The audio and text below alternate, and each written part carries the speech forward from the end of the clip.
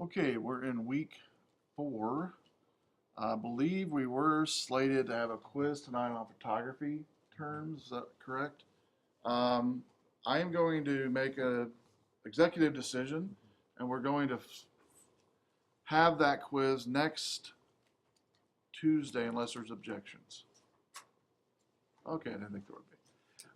What you want to do is make sure before class next Tuesday that you go over those terms. I believe it was in last week's module. And you know the terminology. We'll come in to class next week, first of class, and we'll do, it's a really easy matching quiz, just so I know that you know some terms that are needed to know for photography.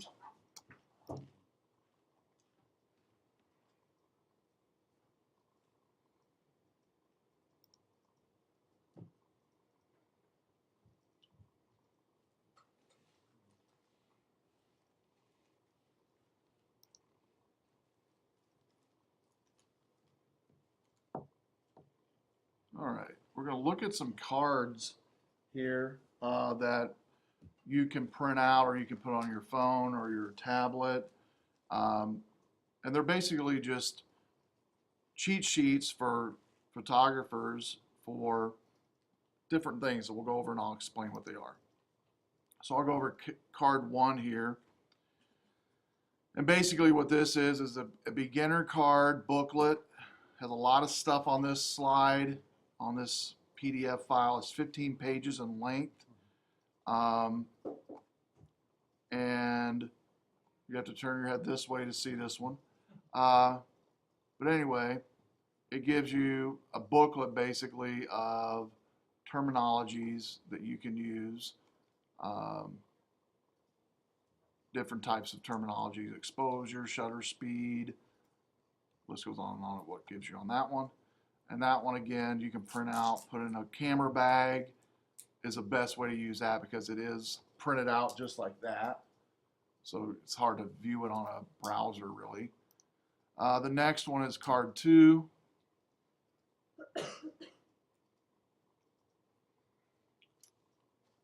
This one is a lot easier to read. It's 37 pages, and this is Beecher's photo flashcards. It gives definitions of, I'll blow it up here a little bit, gives you definitions of common camera terms and what they mean, and it also gives you some tips. Like it says here, ISO is the sensitivity of the camera sensor to light. The sensor is what records your photographs. Turn down the ISO volume in bright light. Turn up the ISO volume in dim light. So it puts it in layman's terms that are really easy to understand. I actually like this one really well. It is 37 pages, but it will fit on your phone or a tablet very easily because all of your phones and tablets can read PDFs now. And so I definitely would recommend that versus printing it out. Now, just to mention phones and tablets for a second, if you have a phone or a tablet that has the capability to install apps, I recommend an app called Dropbox, which you can install on both Droids and iOS phones both. I'll write it up on the board. It's a free file repository. It gives you 2 gigs of data to store all of your files from work, home, school. And you can share these files with other folks as well. You can also put on Dropbox pictures as well to share. The other one I'll recommend, I began using it the last couple of months, is Box. They also have a Droid and iOS app for both of those, for Box and Dropbox. And both of those, either one, will be beneficial for a photographer. I believe Box.com, if you're an educator, which in education, which you are, they give you 10 gigs of data initially, whereas Dropbox gives you 2 gigs.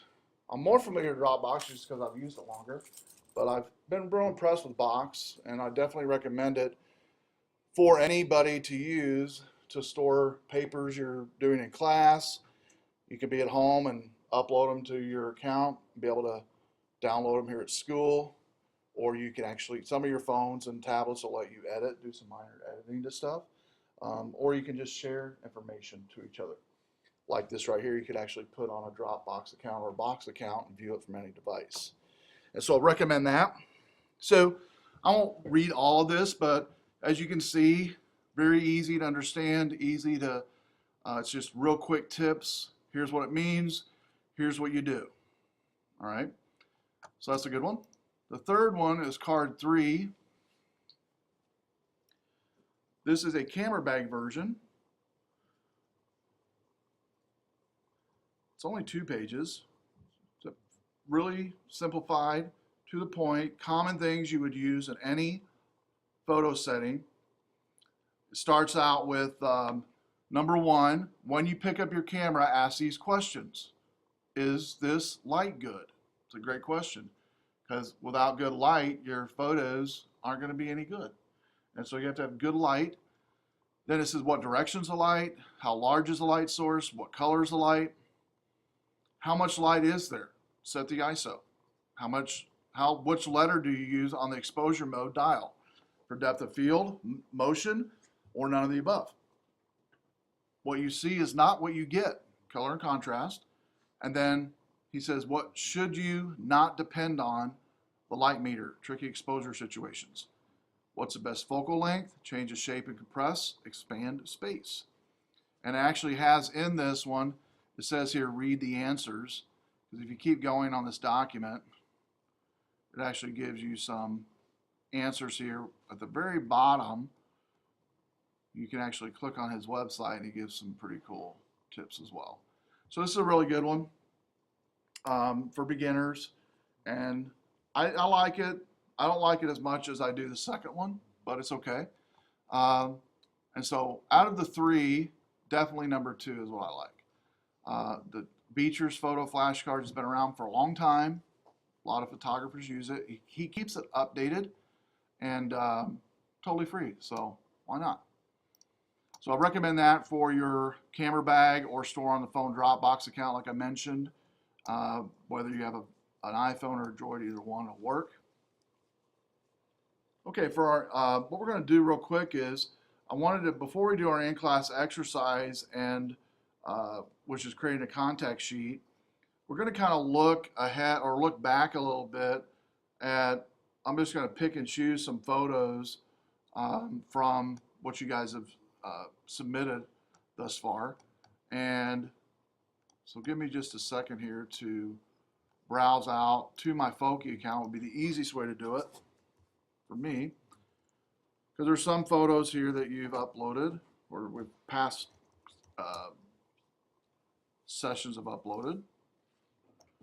While that's loading there,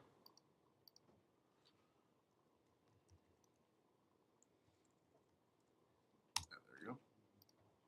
I'm going to go ahead and go back one module here.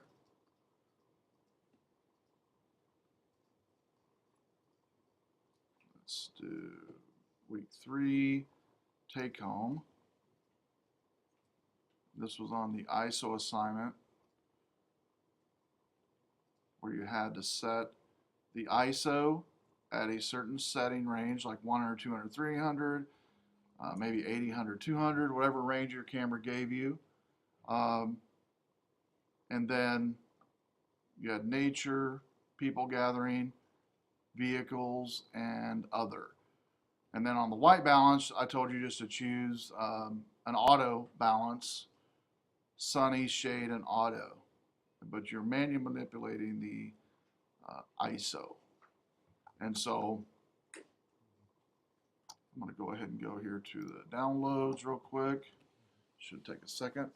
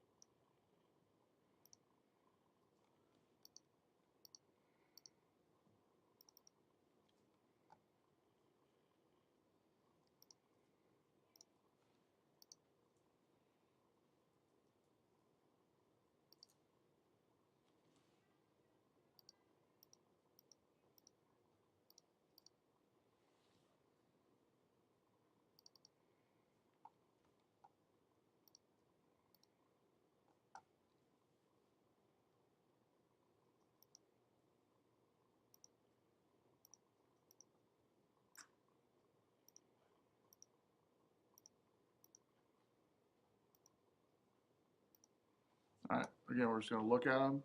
If I picked on you, it was just random, all right?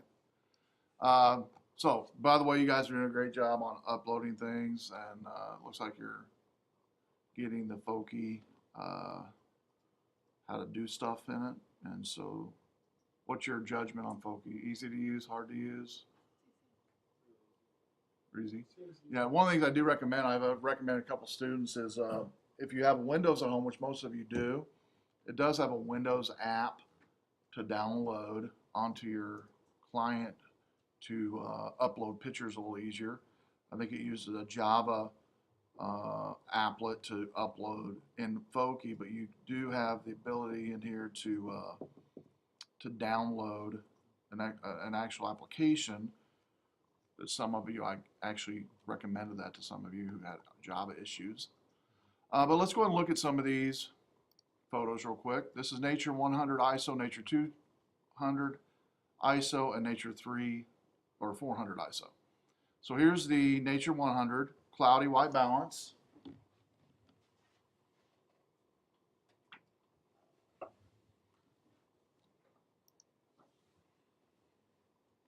Nature 200 cloudy white balance, and they said that's the best on this one. And Nature 300 or 400 cloudy white balance. All right, and so out of all these, chose the middle one. And I'll go back to the beginning on this, which is week 3.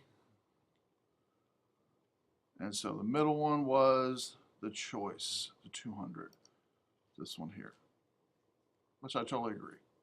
That's definitely the best contrast out of all 3. So hopefully with this exercise, you kind of understand what ISO does, good, bad, or ugly, to the settings, to the photo setting that you're taking.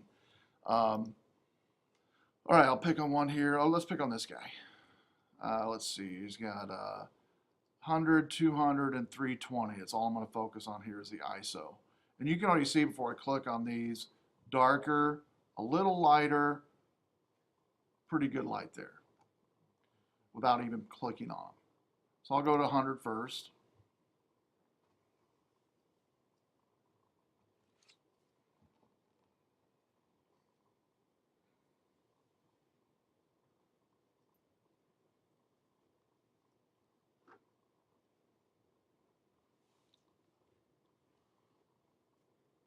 And then we'll go to the 200, and then a little bit brighter there. And then we'll go to 320.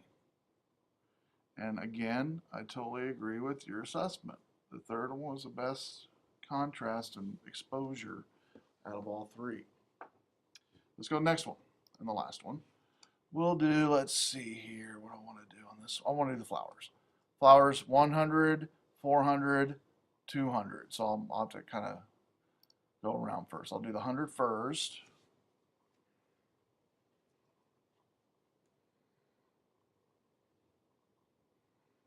Okay, so remember what that looks like. That's 100.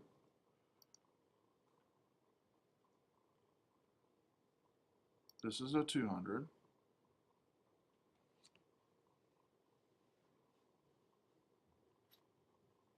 A little lighter.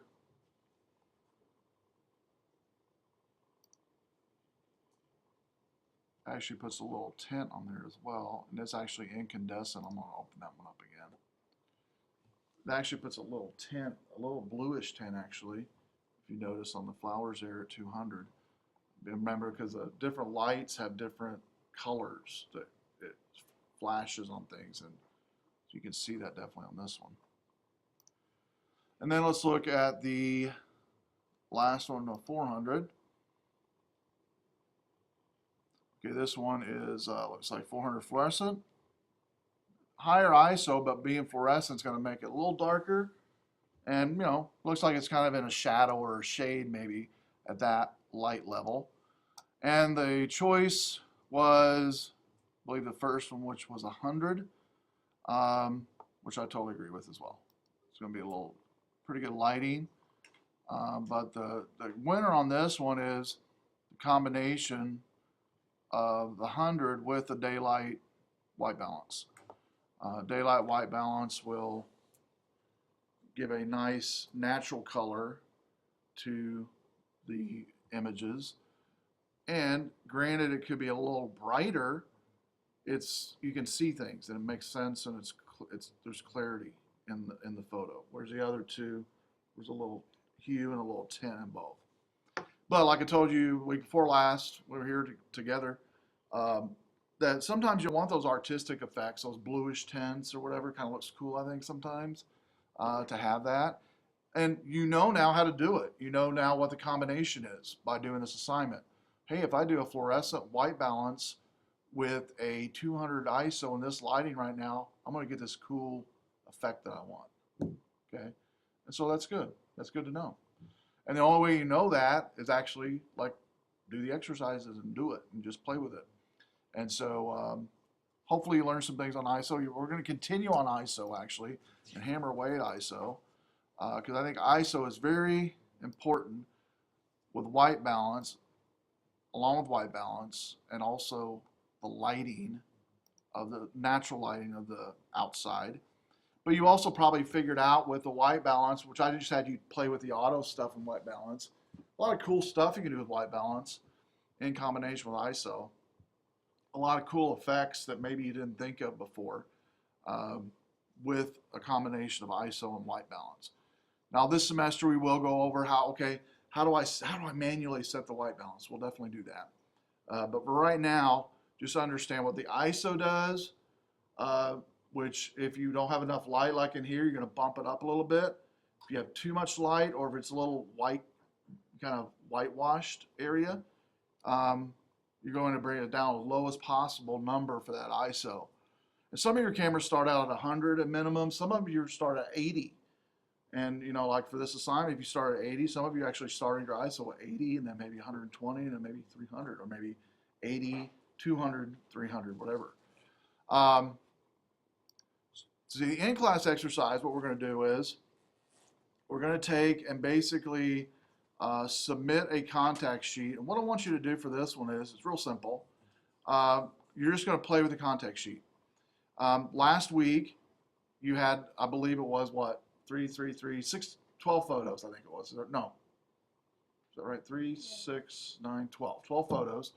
So what I want you to do is, the next couple minutes, go to your Foki account, download those photos to your Mac, or if you have your camera with you, you can connect it to the Mac, or if you have it on a USB drive, you can connect it that way, all your pictures. Just a trick on Foki, just so you know, I'll go to mine real quick. I'll go to some of yours actually. If I do control click on Foki, anybody and their brother can do a save image as in your Foki account. And we don't need the full quality for thumbnail, by the way. And so I can go ahead and do a save as. And what you want to do is on the Mac, you'll notice how by default puts it in the download folder.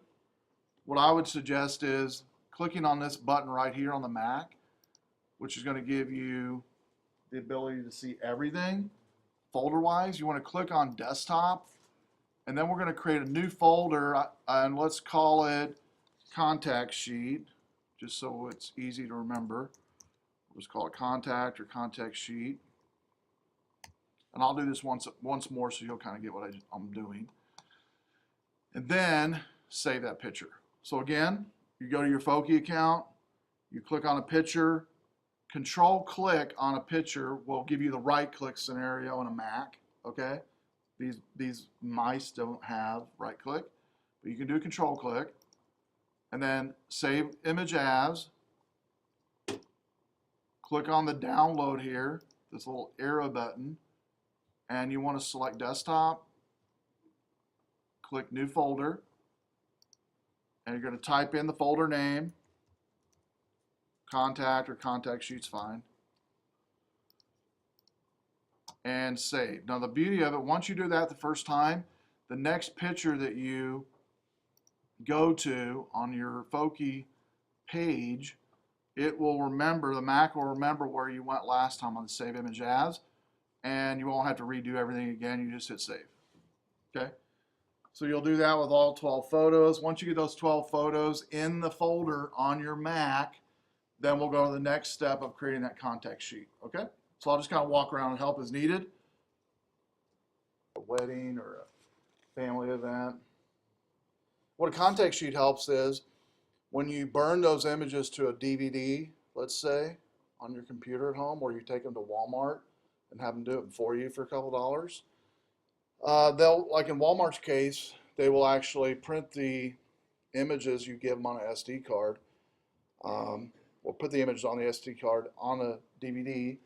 Then at the top of the DVD, we'll give you a contact sheet of all the images on that DVD for you, okay? Well, you can do the same at home by what we're going to show you tonight, by creating a contact sheet. And I do recommend, as soon as you get done with the photo session, backing up those photos, because your hard drive can crash, right? Your camera can corrupt that SD card. You can put your SD card on the dash and spill a Coke on it or something, you know, step on it. A number of things you could do. And you're like, oh man, that was my best friend's wedding. What do I, that's not good. All right, so you don't want to do that. So what I recommend is this. If you cannot immediately back them up at home, say you're out of town and you're taking photos, go to the nearest store. If there's a Walmart there, that's the easiest one to find and to take it to. Take it to the photo place, give them your SD card, they'll back it up to DVD, and put a nice contact sheet in front for like $3. It's really cheap to do. And then that way those photos are safe. They put it in a nice case for you to where you don't, you know, not going to hurt anything. And then, you know, there's cases to where I've had where I fill my SD card, possibly, even though I might have brought two. You take it to somewhere like Walmart to dump the photos, then you can reuse that SD card again. And you have your photos safe and stored for you. Does that make sense? So definitely do that. So what I'm going to show you here is how to create a contact sheet. The video that we're not going to watch, you're going to need for the take home, which is doing the very same thing that we're doing tonight in Picasa. Picasa, you hopefully should already have downloaded on your Mac or PC at home. There's a little difference in what we're doing in using iPhoto tonight than what Picasa uses, how you do it in Picasa. Picasa gives you like, excuse me, little symbols, or like say a heart or a star or something that you can put on the thumbnails of the contact sheet. And the way I use contact sheets usually, is I will, when I create the contact sheet, I will circle them and put a little avatar, a little star, a little something on the ones that I really like, that I maybe want to print out later or maybe do something with later. That way when I pull that up a year from now or 2 years from now, I can just look at the contact sheet and go, oh yeah, I want to go to that image, and I want to go to that image, and I want to go to that image, okay? And it's actually on that DVD. I don't have to put it in the computer to see it. Then when you put it in the computer, you can view all the pictures and figure out which one it is that was on that contact sheet that you liked. Does that make sense? And so the contact sheet is going to be a point of reference for you later on after you've dumped your photos and backed them up. So all you need to do to get this to work, it's pretty simple. And I'm even recording this as well, but the Picasa one's already done. So everybody has a desktop folder on your desktop. I called mine, let's see, did I use this one? No. Contact is the one I use, Contact.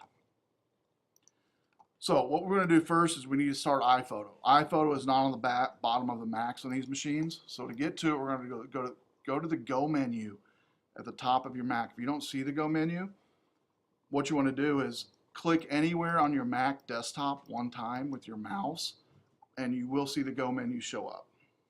Okay? So click on the Go menu, click on Applications. What that's going to do is bring you to all the applications that are installed on the Mac. The ones at the bottom of the Mac are just those that classes use here a lot. So that's why they have them pinned at the bottom. So Go menu, Applications, everybody got that? Then you're going to scroll and find iPhoto. scroll down and find iPhoto, and double tap iPhoto with your mouse. And when it comes up, you'll probably get a couple prompts maybe. You can just watch mine along with yours. We're basically going to accept all the prompts as they come up, close them out.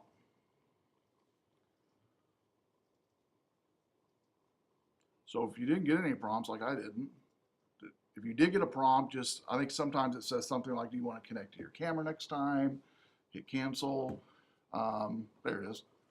Welcome to iPhoto. If you get this that comes up, just hit close, the bottom right button that says close, and close that out. Now, one of the cool things about iPhoto on a Mac environment, and I'll show you after we're through tonight with this exercise, is you can see everybody's photos that have, if they have Macs on the same network, you can easily see everybody's photos real easy and share those photos amongst photographers and amongst graphic designers. So we'll show you how to do that in a second. So click close. So everybody have what I have on your screen, hopefully. If you don't, look at your neighbor and see if they need help. So next thing we're going to do is we're going to import these photos from the desktop, okay? Now I could drag that photo in, but I'm going to show you the old-fashioned way that I like to do it. Click on the File menu, and then go to Import to Library, File, Import to Library, and that same directory that came up earlier when we were prompted to save files is going to come up again. The easiest way is over here on the left side to click on Desktop under Favorites, and then you'll see all your folders on your desktop. The one that you dumped your photos in will be here. Just click on the folder itself that all the photos are in and click Import. The Import button will actually be kind of doing a throbbing thing, blue and white, blue and white, blue and white in your face kind of thing. It's telling you this is a button you want to click on. So go ahead and click on that button. What it's going to do is import all of those images into iPhoto. Okay? So you clicked on the desktop, clicked on the folder, and then clicked Import. I'll just kind of walk around, make sure you guys have that. Oh, you're fine. Oh, you're fine. Go menu. And then Applications. Right below Network. And then you should have iPhoto in that list. Just scroll down till you see iPhoto and double tap it. Take a little bit. So just let it sit there. Once it gets to grade, a little screen will pop up, a little welcome screen. And go ahead and say, what's that say? Do you want to use iPhoto when you connect to the camera? Just say no. Look up photo locations, no. Then you go to the File menu, Import.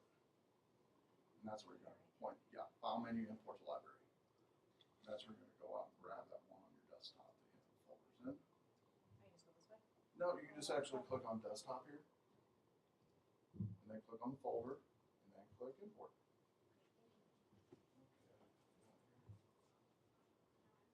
Okay, you're fine. Just go watch this. All right, so cool. Everybody looks like you have your photos like I do. As you can see on iPhoto, what it does is initially it brings in all the photos onto the screen and it highlights all the photos. The iPhoto will also let you do some minor manipulation. We're not going to mess with that tonight. We're going to focus only on Contact Sheet. I do want to make mention though, some of the cool things iPhoto does let you do out of the box. Lets you share immediately your photos with Facebook, Flickr, email, create a slideshow. So there's a number of things that'll let you do really quick. So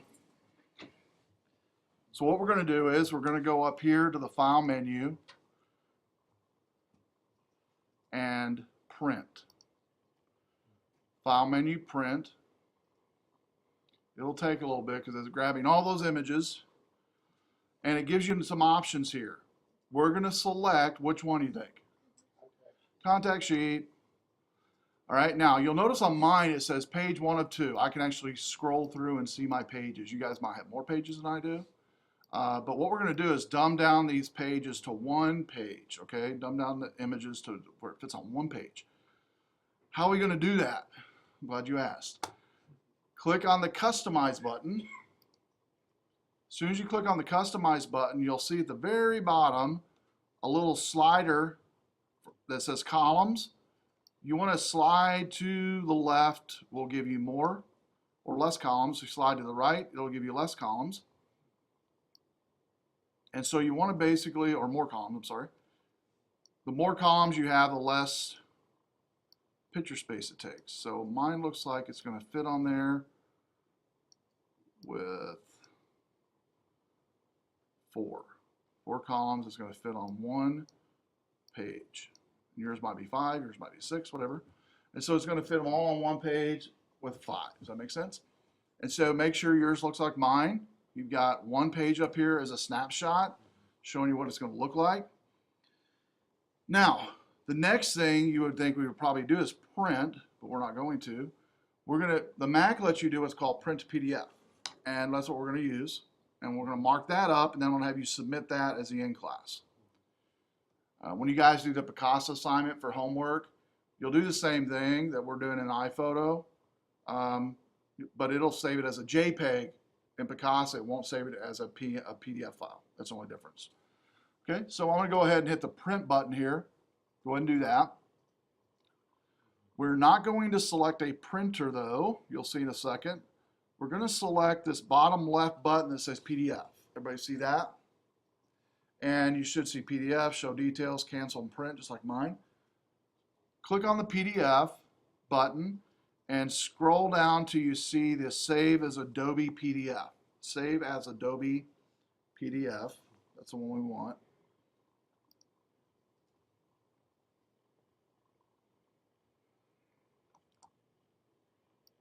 And it's starting a script. I don't want that one.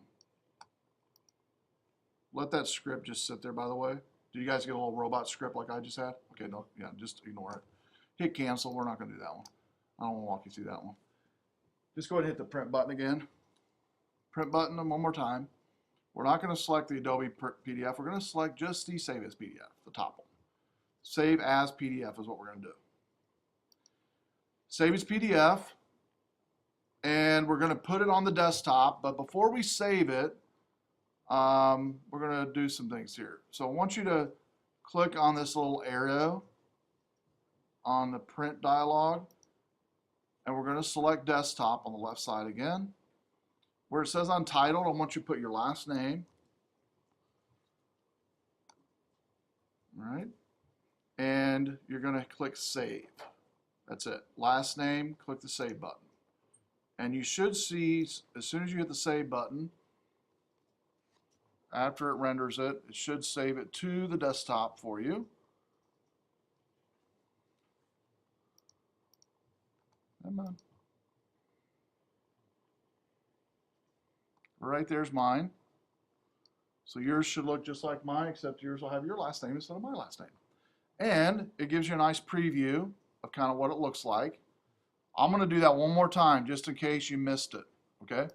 I'm going to click on the print button first.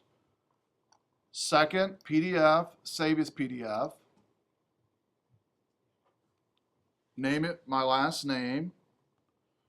And I changed my last name to Smith. Yeah. It's a good last name, right?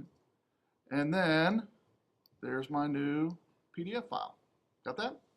All right, now we're done with iPhoto. So click on the little gray bar that says iPhoto up here and go to the iPhoto menu. Quit iPhoto for right now. We're going to come back to that in just a second, but I want you to close it out for right now. Close out any open screens that are around here, or minimize any open screens. Take that PDF file that you just created and put it in the very middle of your Mac screen. Just click and drag it to the middle of your Mac screen so it's front and center. You know where it's at. Okay, Mac has an app called Preview that'll read a PDF file, and all we need to do to run Preview and mark this up and do some marking up on it is double click. Just double click or double tap your mouse on that PDF file, and it should open it up into Preview by default. If yours doesn't, let me know and I'll come around and help you make sure it does. So there's all of my images. If I hit the minus button here, which I'll probably have you do right now, just like I am.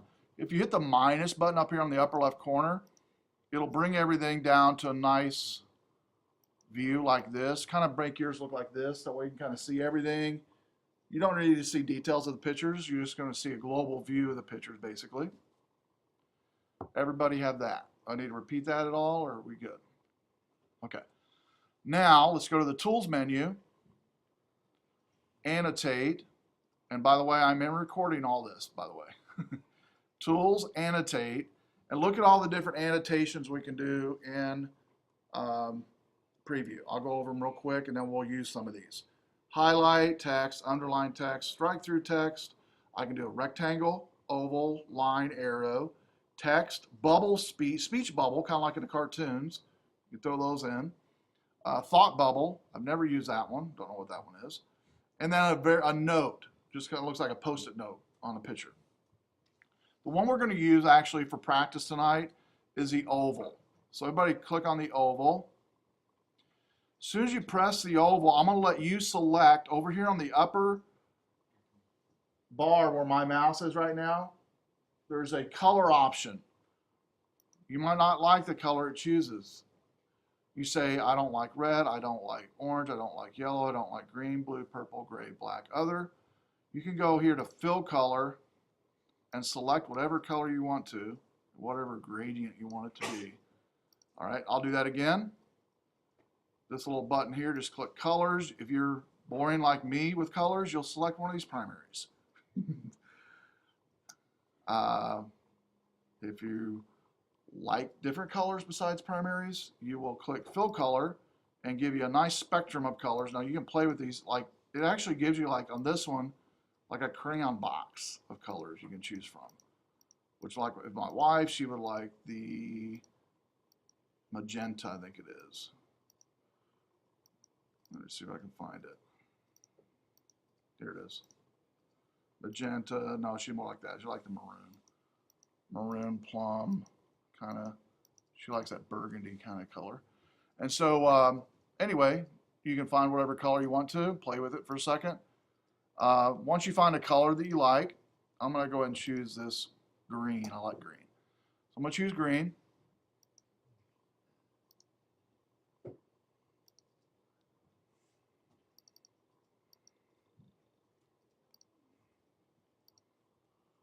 Boom. Then I'm going to choose green here. So I've got green and green. Now watch what I do, and I'm going to have you do it. I'm going to do 2 or 3 of these and have you do it on your own. I'm going to select by pressing down the mouse on the upper left corner of the picture. If you look here, I'm on the upper left corner of this picture. I'm offset just a little bit. I'm going to go down. What's happening here is I'm filling in that circle, and I don't like it. So you say, I don't like it. I know I don't. I'm going to do Command Z to get rid of that. And then go back up here. And remember I did fill color green. I don't want to do that. Fill color green. You don't want to do fill color because it's going to fill the color in. But you might want to do that for some stuff maybe. But for what we're doing, we're not going to do fill color. So you do have the old other here I think you can choose. And I'm going to do this clover green. So if you guys get rid of that no, go back from fill to no fill. And then if you want another color besides the boring colors here, go to other and then select it that way. Okay, so I've got my other color, green. I have no fill selected. Now let's try it again. I'm going to click, drag. There we go. And I'm selecting some images I like. I'm going to do 3 of them. So go ahead and do that real quick. Select 2 or 3 images that you like out of those thumbnails that you've created. And you've selected the color you like. And to me, aesthetics with color is important. I found the students, photographers, and design people, if you don't have the colors you like that you're working with design, whether it be something you use to mark up like a marker, or in this case, we're circling something, it gives you a feeling of this isn't mine because I can't do what I want. with it if you don't get to choose the color you want. And so colors do mean something to you, I know. And so that's why I chose this color. So you've circled 2 or 3 items, right? You've got them selected now. The next thing we're going to do, once you've selected them, is we're going to save this. Okay? It's real easy to save it. We're going to save this, though, kind of like you do with your Picasa tutorial you're going to do this week. We're going to save it as a JPEG. So if you go to the File menu, Export,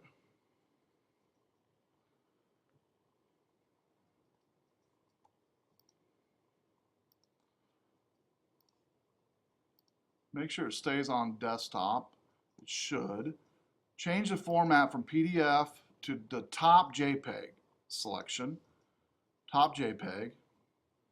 So it should stay the very last, the name that you put in there, your last name. Desktop should stay as is. And your format you're changing from PDF to JPEG. Everybody got that? Keep the pixel resolution at 150. That's going to be fine because we're going to be uploading this. And then once you have just what I have on your screen, my screen on your screen, you're then ready to click the Save button. So go ahead and do that once yours looks like mine. And I'll do this all over again too, by the way. So for those who need me to do this again, I'm going to go to the File menu, Export. You're just going to change format from PDF to JPEG, and then click the Save button. Then we're ready to exit out of Preview by going to the Preview menu, Quit Preview. Now we're going to take this new file we just created. You'll notice the difference between the PDF and the images. PDF says PDF at the bottom. The image, and it also has the upper right corner of the page is turned up a little bit, like it's getting ready to turn the page. The image doesn't have anything underneath the image, and it doesn't have PDF. Okay? So we're going to double tap that image that you just created just to make sure. It'll open it up again in Preview. I just want to make sure it kept everything I just circled, which it did. That's the file you're going to upload into the in-class right now. That's what you're going to upload into the in-class. For those of you who didn't have your pictures, you can do the same thing we're doing tonight for the in-class at home. And upload it before Sunday. You're good on that. Okay, so don't worry about it if you couldn't upload them or something tonight. The other thing is for Picasa, you don't have the option for circles, but it does give you the option for stars, or any type of little, they call them stamps, I think, in Picasa. But the podcast shows you how to use that. All right? Questions on that? Okay, go ahead and upload that then into your in-class exercise in Eagle. Go and do that right now so you won't forget. You're going into week 4, in-class exercise, and let me make sure I've given you the option to upload. Yeah, I did a file upload. So just upload the JPEG version, not the PDF, but the JPEG. Leave the PDF on your desktop and just upload the JPEG. So I'll go ahead and do mine here while we're talking. Go to the 4 in class, and I'm going to submit this. Go to settings. I'll be settings view. And I always tell students when you guys get home tonight, or maybe tomorrow when you're playing with it, I always tell students to practice creating thumbnails the first few times to where it's kind of second nature to you. That way you don't have to look at steps. Because I do recommend creating a thumbnail sheet for every photo shoot that you take and storing those images on a DVD. Now, some of your computers might not have DVD burners anymore, so some of you might be forced to actually go to a photo shop or something like a Walmart or a Woodman's to actually get the photos burnt to a DVD. Because even though I love Dropbox and I love Box, I'm guessing those could accidentally be deleted on their end or my end, either one. And if I'm storing everything there, that's probably not good. And so I do know some of your computers do not have DVD burners. If that's the case, take it to a photo place to have it done. Or you can bring them to campus and burn them here on the Mac. You can actually use the Macs here too if you want to. The PCs out there all have burners as well. Okay, so you'll upload, submit assignment. I'm going to do mine real quick.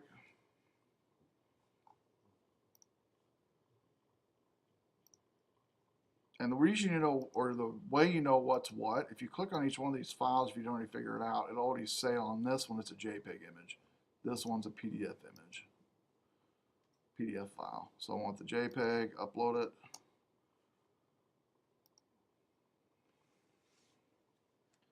You'll know it's successful whenever it shows up in the right side of your submission file.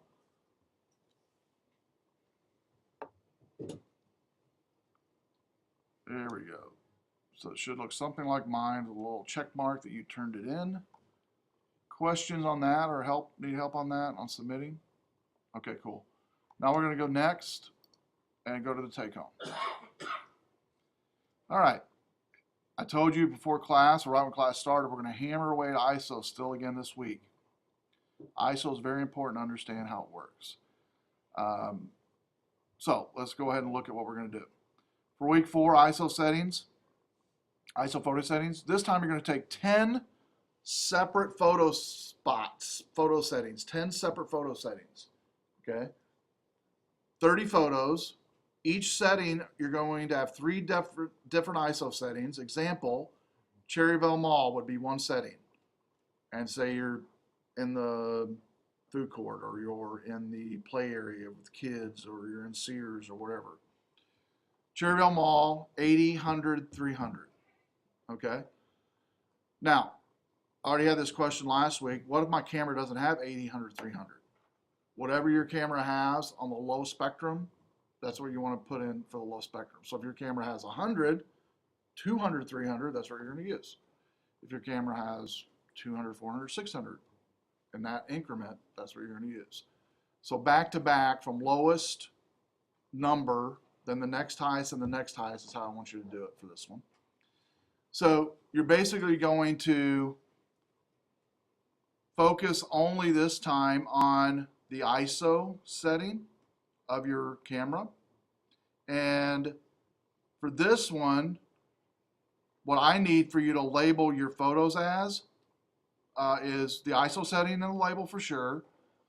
But then also I need to know what the lighting situation was in the mall or in the store or in your house or outside your backyard. And here's the acronyms or the words I want you to use. Okay, you're going to use sunny. For sunny, it's going to be S, cloudy C, indoor bright IB, indoor dark ID. Okay. I do not want you to play at all with your white balance this week. Leave it at auto. Leave your white balance at auto. Okay. Now, to use ISO fully on some of your cameras, you're going to have to set it to M mode for manual, or you can set it, some of you has ISO mode actually on your cameras. That's fine. Whatever works for your camera. There are some of your cameras though that do let you manipulate ISO even in auto mode. If yours lets you manipulate in auto mode, leave it in auto mode. Some of yours does not let you manipulate it in auto mode. So whatever your camera allows you to do, the least setting manipulation, like for high-end DSLRs, you're gonna have to go into manual mode and play with your ISO, okay? For point and shoot cameras, most of your point and shoot, keep it on auto and just play with the ISO, okay? Make sense? Now, you should end up with 30 photos, 10 different settings. You're like, well, that's a lot of different settings. You can do, a setting could be if it's in your house or at work or the mall, you could do 10 settings or 5 settings per area. You know, like 5 at the mall, 5 at your workplace, done. And, you know, it could be in the same location, just 5 different locations, okay, in that area, or 10 different locations in that area. Does that make sense? Again, white balance auto, For most of your cameras, you'll be okay keeping it auto setting and then just playing with the ISO. For some of your cameras, you got to set it to manual mode to play with ISO. On the increments of ISO, whatever your lowest ISO setting is, that's going to be the first. Whatever the next highest is going to be second. The next highest after that's going to be third. Okay. So this week you're going to see what it's like to actually see ISO without any manipulation of white balance. Okay, just ISO by itself in whatever lighting you're setting in. And so I want you to play around with, find like indoor dark like in here, and say, okay, what's the ISO range look like in this room? Okay, at 100, 200, 300. And out of that, which one is the best that you're going to choose from? Now, what you're going to do on this one is make a comment. The one thing I don't put in the assignment this week, because we're going to kind of go over it in class, but just so you know, next week we'll go over this in class. I will have you guys kind of choose in class next week going over, the reason I don't want you to put in the label best is you guys as a class are going to decide next week which one you like the best. I'm going to take a random selection again next week.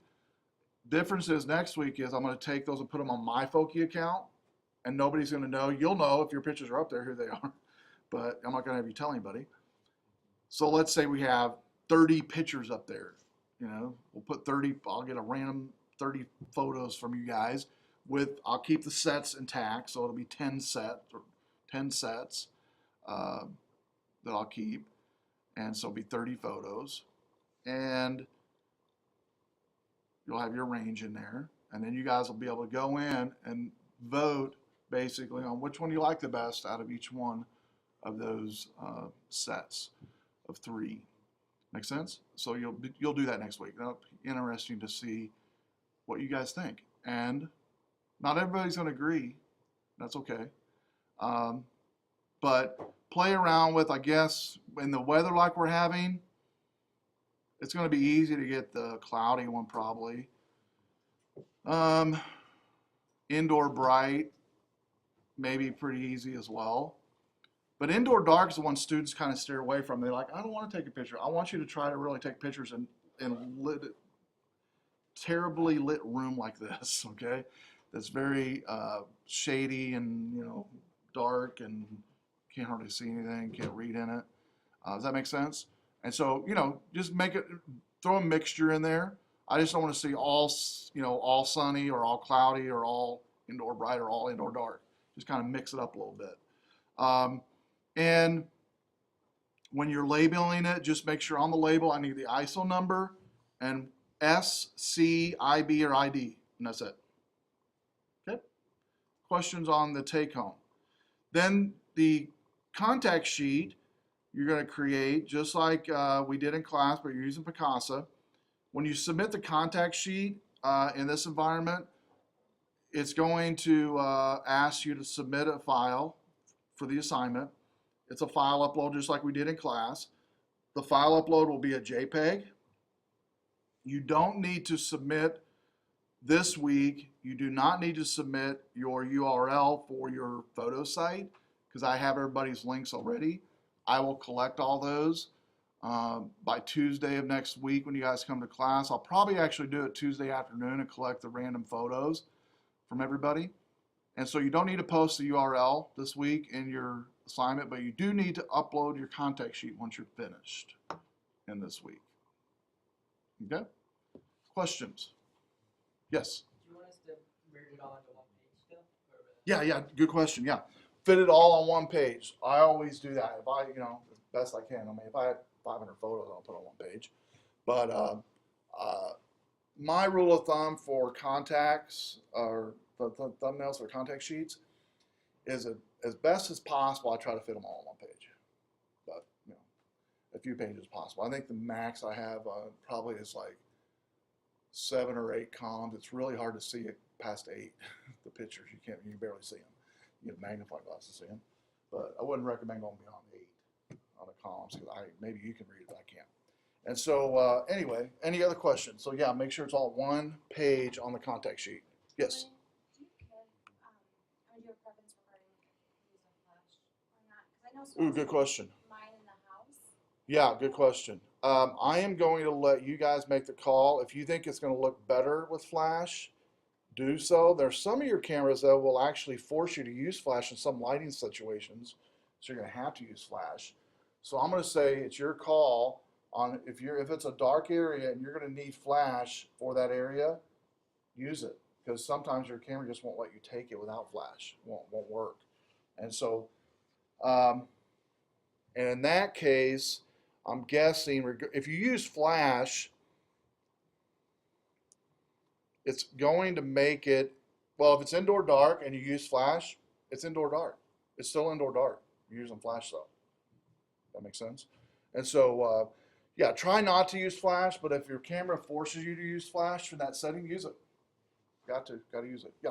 How many favorites do you want us to choose for this How many what now? Like favorites, how many ones do you want us to star or? Oh, for the contact sheet, none. None for the contact sheet. But now while you're doing the contact sheet, I would practice those little stamps they have just to see how they work and stuff, even though I'm not requiring them this week. That way you kind of know how it works. I would definitely do that in Picasa, kind of play around with it. Because I think you guys can download in Picasa different types of stamps and stuff, like, you know, kittens and dogs, you know, stars and moons and whatever. And so, yeah, good question. Any other questions for your homework? Okay, well, we're done. Be careful outside. When class start, there was nothing out there going on, so, but you never know. We're supposed to hit around 10 o'clock, the snow and everything, so be careful tomorrow. Any of you have to leave early for work. If you have any questions about anything, come up and see me. But everything we've done tonight's been recorded as always. I will upload that to our class immediately. So, Do you want us to leave this so that we save and desktop? Yeah. oh yeah, good question. Everything you guys put on the Mac will be deleted when the Macs are shut down. So unless, you know, you're worried about somebody seeing them tonight, don't worry about deleting them. They're going to be deleted later.